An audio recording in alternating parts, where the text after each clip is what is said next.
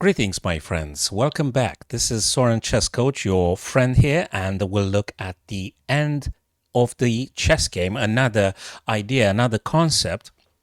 How do you restrict your opponent's pieces in the end? Because less pieces on the board, but their activity will be supremely important. Well, in all the stages of the game, the pieces' activity matters absolutely.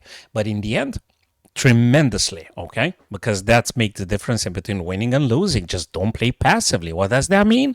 Let's very, very clearly look together into a couple of exercises here. Now, it is White's turn. You're playing here. You've got a pawn majority. In order for you to take advantage, would be very recommendable to limit the black rook's play. How do you do that?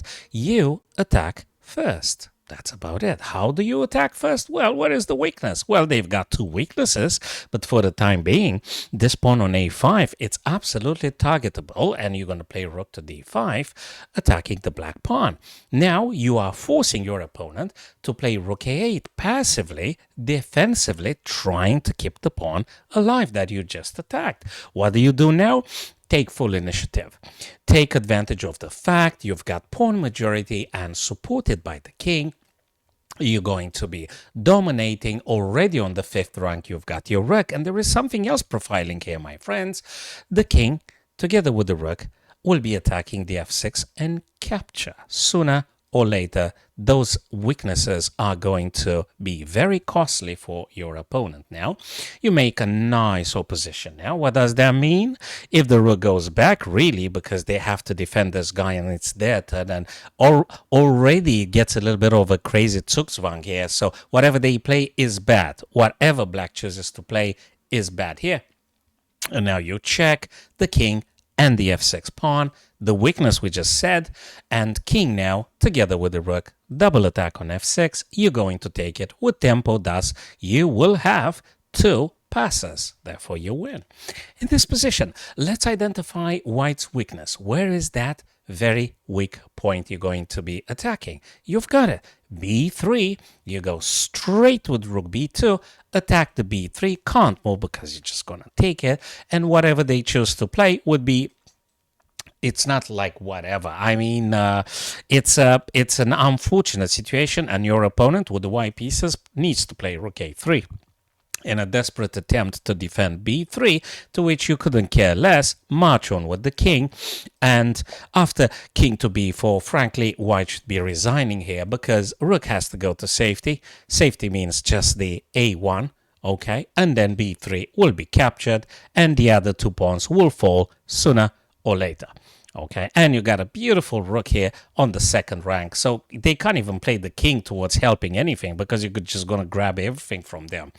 Okay, so black is totally winning here. The next tutorial, my friends. What is going on here? Now I understand the move that's being played, okay? It's important getting your pieces active and attacking and targeting and stuff, but also wisdom is recommended, and you need to be very careful about not trapping your pieces, or in this position now you take advantage of your opponent's reckless move, because that knight can be trapped. Let's see, where does the knight move if I attack it? Well, can't move here, can't move there, cannot,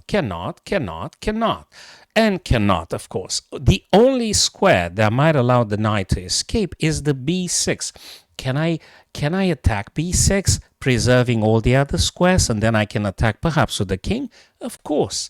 You're going to play bishop to c5. You're going to be targeting including the b6, and whatever white plays, nothing stops you from king e5, attacking the knight, and the knight is gone. Whatever they do, of course, just to take something with them, they will just grab pawn on f4, but you're going to take it back, and, you know, one extra piece is more than enough for you to win. Hopefully, you're not going to make any blunder. So don't do the bullet. Now, the last move white played was just to capture a piece, but that allows black to actually put enormous pressure on the back rank, pinning the knight to the rook. Look at this. Rook to e1. Beautiful. On the back rank here. Knight can't move. If knight moves, we're going to take the rook and just simply game over at this stage here. There is nothing good for white to play, and they should be, frankly, resigning here. The next one, it is perfectly understandable. Rook took a pawn, right? Because they want to create a pass pawn and push it and promote into a queen and stuff like that. I understand. What white didn't really pay attention to, there is a little subtlety. The white rook will be seriously limited because you're going to play something like king to g7 and denying any activity from the white rook can't go anywhere. You're going to capture it. What does that mean? You already got a pawn here who will be moving up the board, up to promotion, whatever the king attempts to. If you just consider rook to e5 and the king is trapped within this territory here, and the black rook will be promoted for sure. The next beautiful exercise here, if we play this one wisely enough, we might just be able to draw, and you've got it. You need to attack as often as you can. And in this position here, you need to play aggressively with rook to g5, targeting this pawn, and that forces the rook to limit itself and to go into defense mode. In this position now, and probably the last scenario for ourselves, the bishop is seriously limited, but what if we actually restrict it even more? Okay, with a move like h6, what does the bishop do? Well, they either make a super blunder and take, or they go right into the very corner, and that allows you big domination here on the board, and tremendous king activity and bishop activity, and you're going to be winning. Definitely winnable by white here.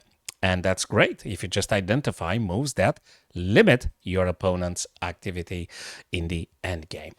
And in this one, it's a little bit resembles, I think we had something previously. We need to look for ways and check if we perhaps can trap the knight. Absolutely. Covered, and covered. This one can't be played because there is a pawn. Oh yeah, they could go to h6. How do we stop this from happening? Well, let's just cut them off completely, and then we can attack it successfully with the king. We play bishop to f4. Now we've cut off the knight completely. Can't move anywhere safely because we are going to capture as soon as we play king f3. Frankly, black should be resigning here because now the knight is completely trapped and there is nothing for them to do.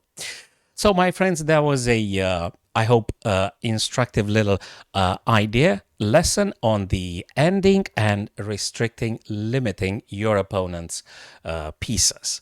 Okay, so thank you for watching this YouTube video, my friends. Subscribe to this channel if you haven't done it. And perhaps I'll see you on my live streams or on the next video. Thank you very much.